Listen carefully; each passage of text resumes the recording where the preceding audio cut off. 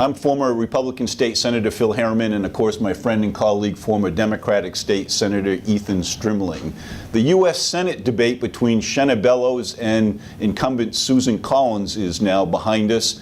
Ethan, was there anything that came out of those, series of debates around the state that's going to change the outcome? Certainly not going to change the outcome. You and I in our column last weekend, our sort of over-under was, is Shenna going to actually get to 30%, or will she be below it or above it? You felt like she was going to be below it. I think she probably did enough in these debates to get herself above that number. But really the dynamic is fundamental. Susan Collins, one of the most popular politicians in Maine today, if not in Maine history, about to walk into her fourth term.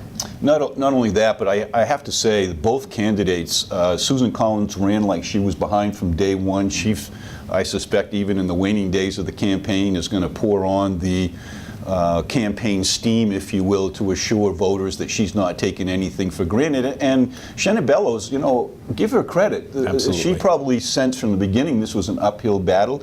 She earned the support of enough financial backers to run a very credible campaign. If you look back through history, I bet she raised enough money from a historical point of view to be a winning candidate. Yeah, in anything probably but the U.S. Senate. I mean, she raised about $2 million, certainly more than what a lot of people thought. Not as much as Tom Allen, who raised $4.5 to $5 million, or Shelley Pingree a long time ago, but just a great campaign. I think her walk across Maine was very smart. She got to meet a lot of people. I think she's built up her favorables very positively, so now she needs to take a look at what she might want to run for next and maybe take a step back, reflect a little bit, and figure out what that race is. But she set herself up well. Yeah, and I would just add this comment to it. I think Susan Collins comes out of this campaign as demonstrating that she has the support of a wide spectrum of Maine geographically and economically and so forth, and that she can prove that her voting record in Washington has been as bipartisan as I suspect it can get in Washington.